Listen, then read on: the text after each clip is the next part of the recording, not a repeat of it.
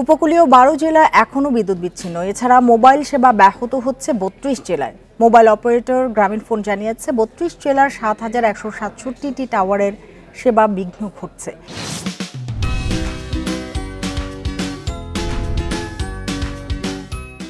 আর রবির সেবা ব্যাহত হচ্ছে ৮ জেলায়। সব মিলে ১২,০০০ টাওয়ারে মোবাইল সেবা বন্ধ রয়েছে। এদিকে লক্ষ্মীপুরে গত রাত ১২টা থেকে বিদ্যুৎ বিচ্ছিন্ন রয়েছে। লক্ষ্মীপুর রামগতি সড়কের রাস্তায় গাছ পড়ে সড়ক যোগাযোগও বন্ধ রয়েছে।